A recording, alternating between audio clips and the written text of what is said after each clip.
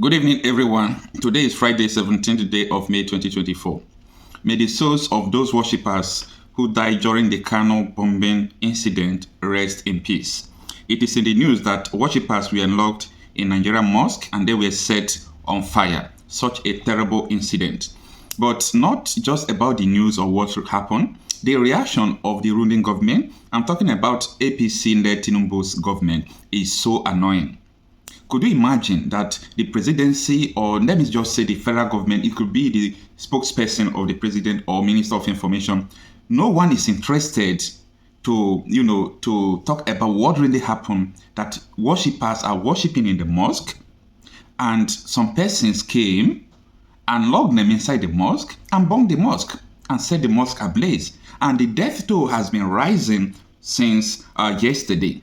Now, this is from the BBC News. It says, at least 11 worshippers have been killed and dozens others injured after a man attacked a mosque in Nigeria's northern Kano state, police say.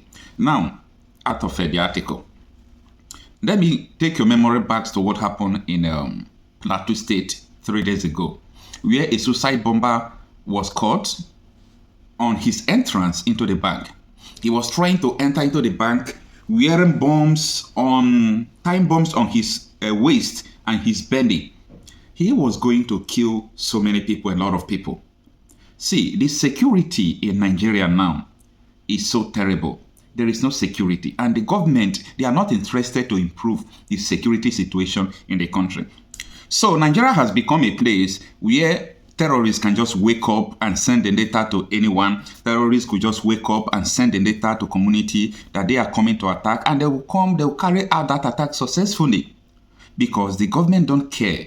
When they were telling us that Tinubu said that he don't have plans for Nigerians before his election, people were thinking that this was a joke, but it is coming to reality.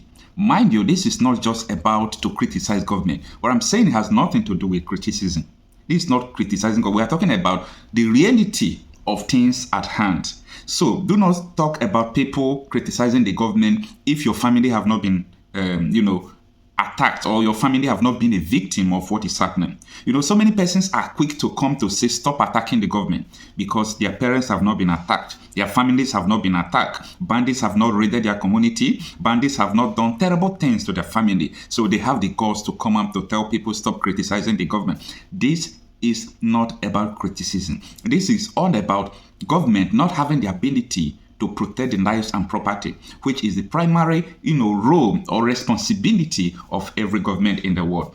Now, let me take you back to memory and then listen to this police, how bandits sent later that they are coming to attack a community in Nigeria. And mind you, this attack, they carried it successfully. The threat letter was not sent to the churches. The threat letter was dropped around the headquarters and was brought to me. I was the one that opened the envelope, read the threat letter. On seeing that, I now invited the Christian Association of Nigeria to tell them about the threat. Whether it is real or not, we have to be security conscious. So I gave them copies of the letter so that they will adjust their programs in the church. Instead of closing late, they should close on time. Thereabout, I now directed all my DPOs to ensure that every Friday, police patrol team must go to mosque and give them adequate security until they finish the Jumat prayers. Equally, on Sundays, all the patrol teams will go around the churches and ensure that they are safe, and after the church service before they close. The threat, we don't take it lightly because you don't know who is behind it. And I've advised the Christian community to be peaceful. They should not bother. I'm on top of the situation. And I told them that if they notice anything, they should make sure they inform me immediately. And they themselves should have their security men to be on guard. If they see any suspicious movement, they should inform me. Because security is not just for the police, it's for everybody. So that's what I did. The letter came through me. I'm investigating.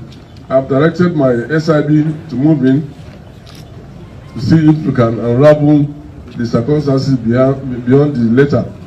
The DSS are equally working on, because I've informed all the security agencies, all, and we are all investigating to get to the root of the matter. And let me remind you that this attack was carried out successfully without any repair from the security operatives. So this is what I'm saying in Nigeria, that bandits can just come and send a letter to a community. We are coming to attack this community tomorrow. That letter will be received by the security operatives, but the military, the police, the SSS, and so on and so forth. And these people will eventually come, carried out the attack, and the community will be calling the security operative. They will not answer. And after, they will start telling us they are on top of the matter. The security situation in Nigeria is getting out of hand. This is happening simultaneously and consecutively. When you think about last week, series of attacks happened from Kogi State to Borno State to Kaduna State. You know, students, people watching Champions League and so on and so forth in their numbers. And it's not making headline in our national newspapers. It's not making headlines in all these national televisions, because, let me say, people that matters are not involved. Because if people that matters are involved, maybe a family of a politician is involved, you will see it all around the news. This is so pathetic, and this is what is happening before our eyes. Right, good. Emilio Khan, he's the one who said he could do it. It's his turn. This is not the turn of President Muhammadu Buhari. We spent 8 years criticizing President Muhammadu Buhari. We're tired. And I honestly don't want to even hear his name. He has messed this country up. And you, President Bola Ahmed Tinubu, said, Emilio Khan, is my turn. I can do it. There is a saying that leaders have forfeited the right to make any excuses. It's your turn. It's not President Muhammadu Buhari that took away fuel subsidy flippantly. It is you. And you bear all the consequences of that reckless policy. So, it is you that we and God Almighty will hold responsible for whatever happens secondary to all your policies. It's not President Muhammadu Buhari or Jonathan. You can do it. You said it's your turn. Now do it. Leaders have forfeited the right to make excuses. And the way they are going about it, they are doing nothing. Let me tell you, it is the cause, the reason is inflation. It's not because there is no food in the market. It's inflation.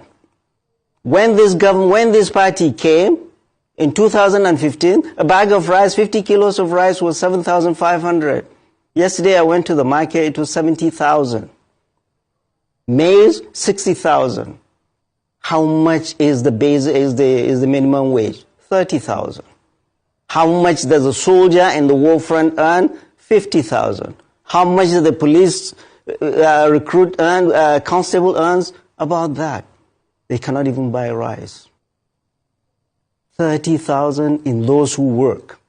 What is the percentage of Nigerians that work? So, Mr. President, sit up. This is no time for excuses. Leaders have forfeited the right to make excuses. And the way they are doing it is, they're thinking of price control. They are thinking of busting warehouses. Hello, I'm old enough to have seen 14 administrations. Clearly, from that of General Yakubu Gowon to currently President Bola Ahmed Tinubu. We in 1984, I was a young doctor, 2 years out of medical school. President General Muhammadu Buhari followed the same thing.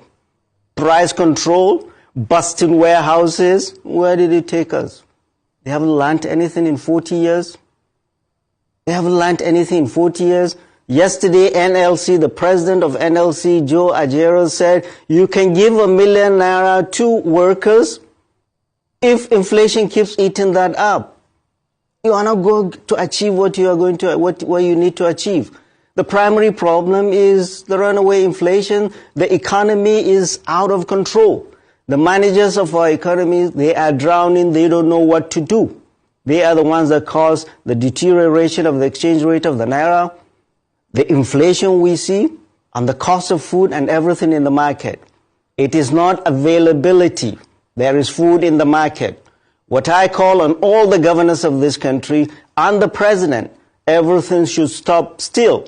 This is no time to build bridges or flyovers. This is the time to open the treasury and buy food and give food to the people and subsidize food. The only way you can crash down the price of food is bring down inflation. But these guys don't know how to do it. But flood the market with subsidized food.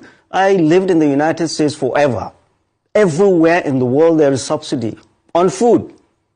You go to the supermarket, everything has tax. But food item does not have tax. Why? Because leaders of those countries know that hunger in any land has national security implications. But apparently, the national security team of this president and the president himself do not see the national security implications of hunger in the land. There is food in the land. The state and the federal government should open the treasury, buy food, import food, ship food into this country. There is an emergency, and feed our people. Their salaries cannot pay for food, cannot pay for rent, cannot pay for school fees. People are dying in the land. They are here in Abuja buying SUVs. With our compliant National Assembly, that says nothing. We are raising our voices the moment you hear our traditional rulers. The Oni of Ife said the same. People are suffering. Politicians know nothing about the people. They live with the people. You don't listen to that? You are here creating committees, one committee after the other. They are sitting and drinking tea while people are dying. No. Your economic policy is not working. There is hunger in the land. And there is trouble ahead. No nation will have peace if there is hunger in the land. No military, no matter how strong, no police, no matter how strong, can quell the anger of a people that are hungry in the midst of plenty. So our call to the president and all the governors should make food available, forget this price control, forget this busting warehouses, bring in food, buy food from the market and subsidize food for the people while you keep wrestling us out of this economic mess you've put us in. Okay, thank you so much for that.